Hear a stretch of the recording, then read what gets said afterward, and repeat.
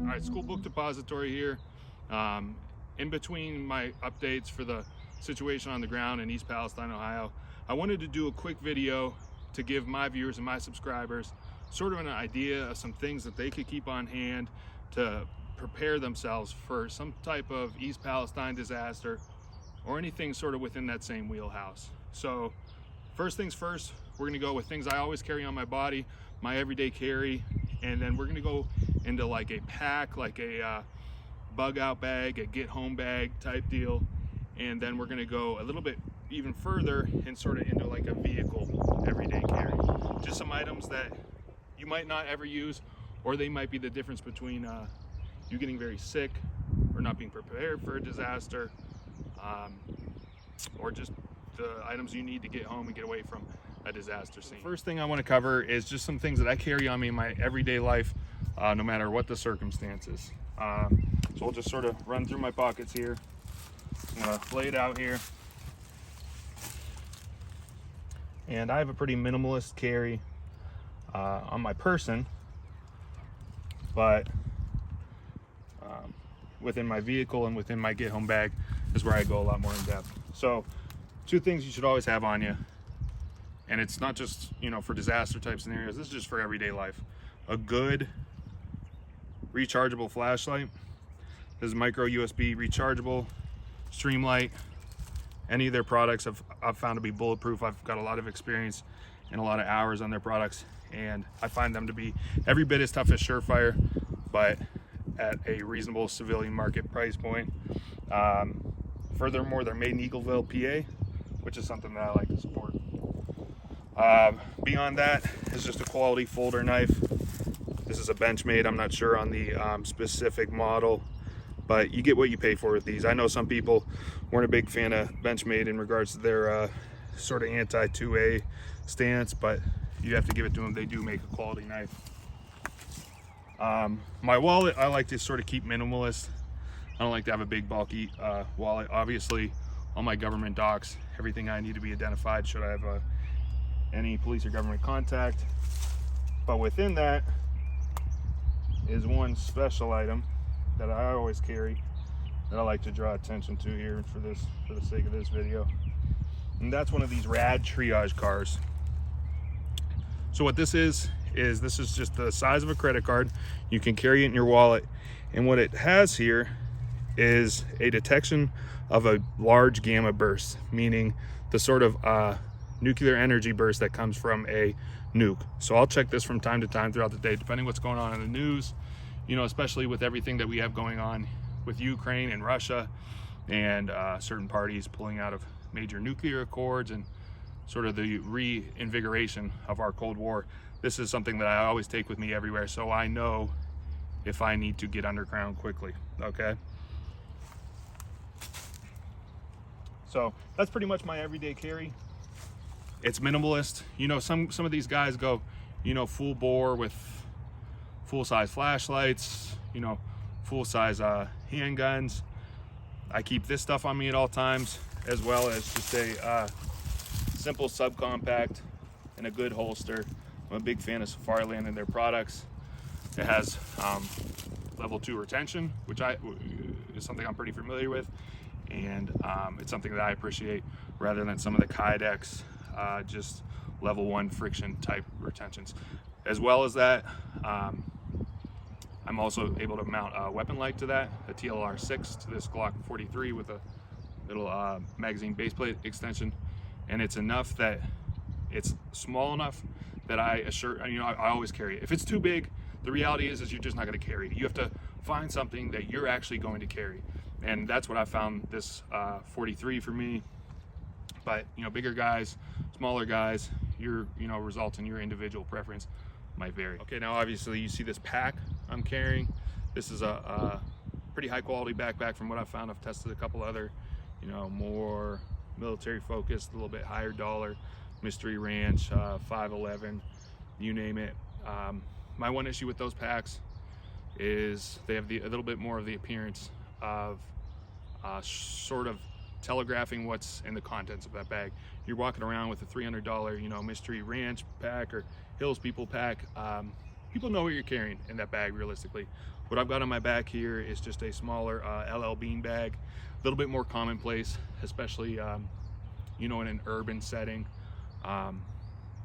That I keep this in my car at all times, so that wherever I'm at, I have all of the materials and stuff that I need to keep myself safe should we get that alert that there's been a train derailment and a toxic gas release or whatever it may be. And I'm prepared for a couple different scenarios in that.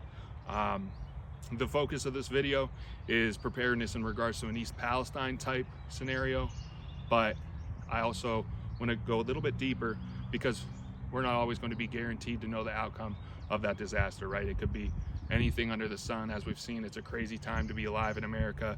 We're having everything from, you know, recycling plants catching on fire to, you know, chemical spills.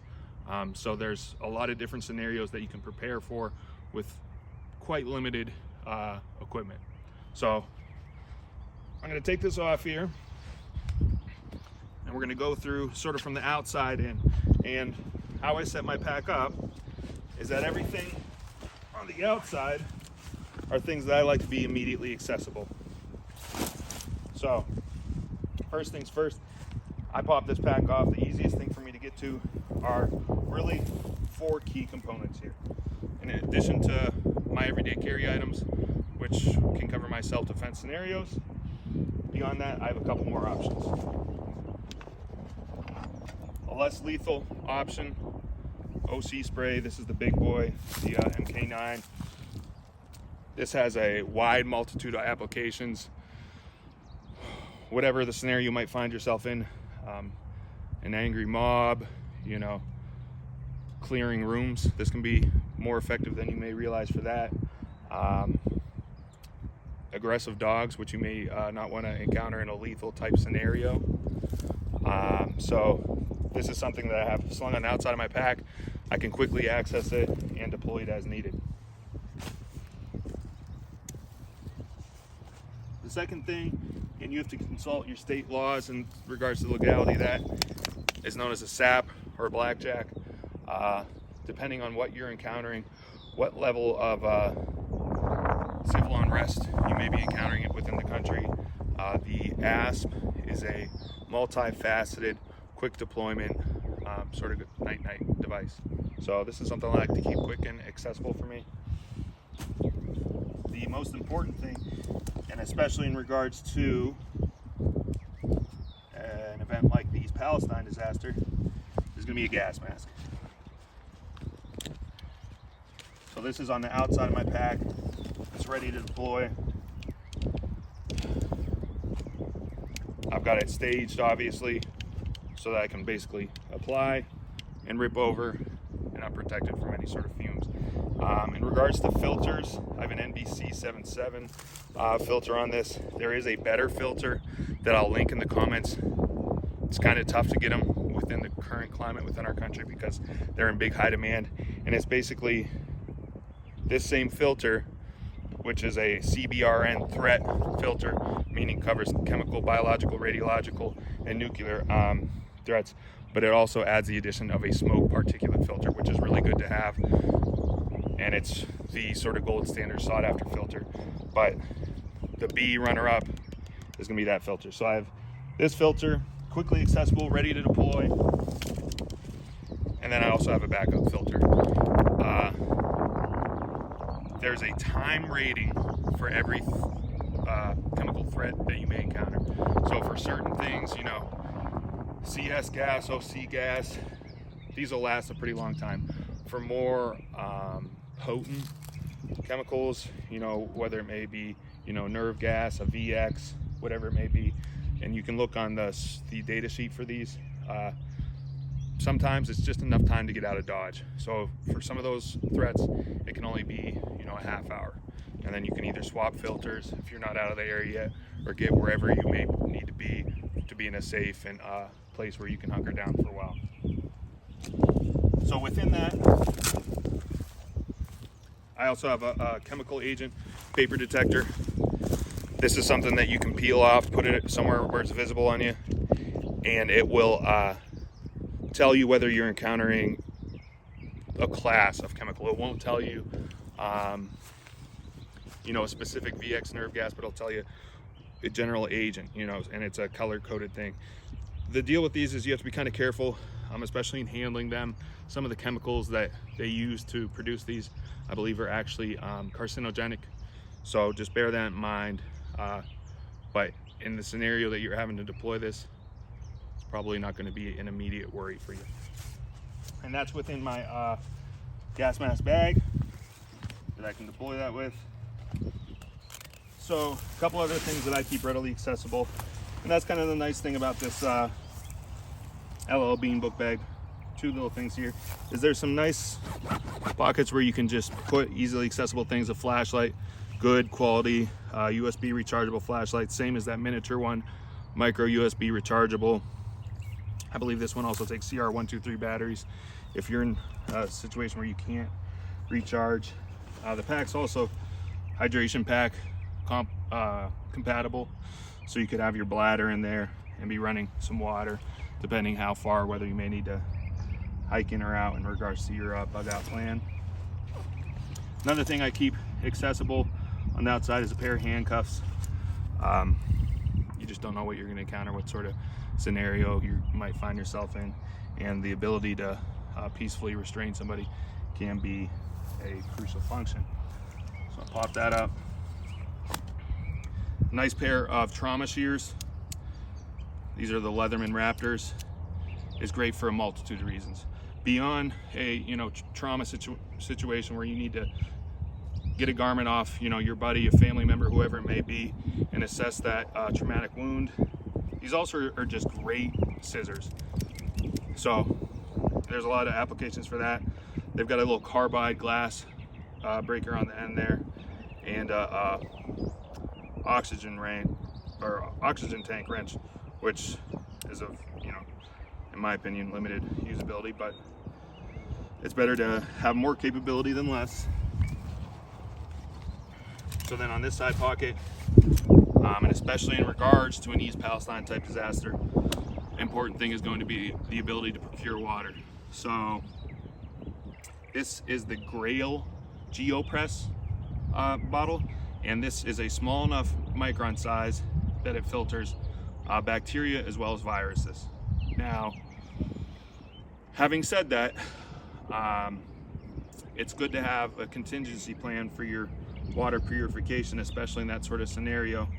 And so what I keep packed up in these is a multitude of the tetraglycine water purification tablets.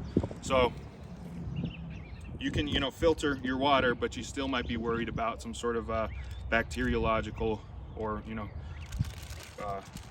virus contamination. And that's where you can put these tablets in for a period of time. They're killing any living little critters that might be getting you sick in that water. And then you've got obviously your bottle pack, your bottle pouch there that you can easily access that. One is none and two is preferable. I also have one of these Lifestraws. Once again, especially with this Lifestraw, you can use this in a gravity type setup where you could have a bag and just be filtering down through there. You can stick this straight in the stream, so be it. But this micron size does not filter viruses, so that's something to keep in mind. But it's a contingency plan. Something happens with this, you lose it, it gets stolen, whatever it may be. Okay, so another thing that's you want easily accessible, quick to deploy, something that isn't buried in the bottom of your pack, is going to be your med kit of sort. And I tend to go a little bit on the side of overboard with that, just because if you get sick, if you're unable to continue, you're done and you're dead in the water right there. So it's good to go on the cautious side in regards to preparing for some sort of medical emergency that you might encounter. So I use these Magpul DACA bags. I really like these. They're tough, waterproof. They keep all your gear dry. You might be in a scenario where you're in inclement weather. And as soon as I open this up, there's a couple things that are most accessible to me so that you can get it on the fly. You're checking your rad triage card, you're seeing that gamma burst, you know that you're in some sort of radiological threat type disaster. You've got your IOSAT potassium iodide tablets. Now, a common misconception about these is that they make you radiation averse. They, cure the effects of radiation in the environment. The only thing that this will do is stop a specific radioactive isotope from binding to your thyroid gland and almost assuredly down the road giving you thyroid cancer. So what this does is it displaces, it has stronger affinity for those binding points on the thyroid, and it displaces those radioactive isotopes and protects you from that. That doesn't mean that you don't need to shelter underground in place for a minimum of 10 days. That's something we can go over in another video, how to respond to that sort of a disaster. But it's still something that when you know that's going on, start taking those tabs immediately, because your goal plan is not to just survive the next 2 weeks, but the next 10 years. And if you got thyroid cancer in 10 years, there's a lot of work for nothing. So that's top of my pack, easy to deploy. Second thing that I keep easy accessible is baby wipes. Okay, you're not going to be staying at the Hilton, you might not have running water, you need to be able to keep yourself clean, hygienic. Also, you might need to wipe some sort of dust off you. If you happen to be caught outside, and you're not sure about what the fallout situation was there, these will be greatly beneficial to your decontamination effort. So I've got 2 in here, which is a fair amount, but then I also, at my destination point, have a multitude of these. Going a little bit further into the weeds here, I keep some emergency blankets. It can be simple things that take you out of the fight, and shock and hypothermia will kill you faster than anything else. So you get in that scenario where you might have to bunker down in, say, this building, and I'm gonna guess this isn't heated. I'm guessing that the HVAC system hasn't been turned on in 10 years. So maintaining your core body temperature, staying out of that shock situation is imperative, and it's something that you need to make your whole plan around. Beyond that, you've got essentials. Ibuprofen, this can keep you going for days. It's safe, effective, keeps them on hand. Furthermore, I actually just took some of this earlier, so my packing's a little bit screwed up here, but I like to pack some other useful item in here. What I used was tissues. It can be a useful thing, and it keeps it from clattering around so much. I need a couple more tissues in there. Moving along, I've got, antiseptic betadine ointment. That'll kill anything, clean out a wound. Benadryl topical cream. You find yourself out in the woods, you got a bug out, you got a million bug bites, you run through a patch of poison ivy, you're gonna need to be able to treat those symptoms so you can remain operationally effective. Another big thing, especially in regards to a possible water treatment situation, is loperamide tablets. Brand name's escaping me, but it's the most popular anti-diarrheal. It could be the difference between you having to shelter in a place like this indefinitely, slowly dying of dehydration from diarrhea, and being back on the move, able to get going. Beyond that, I sort of have some, standard trauma kit things. Your Israeli bandages. I keep a lot of those on hand because the thing too is, you might find yourself in a group of people. If you're able to be that helpful person, or you're able to barter for something that you may have missed in your preparedness plan, these are crucial items that sometimes get overlooked. Moving a little bit further along, got some hydrocortisone cream, same deal as the Benadryl cream. You encounter that poison ivy, that bug infested area, it's good to have.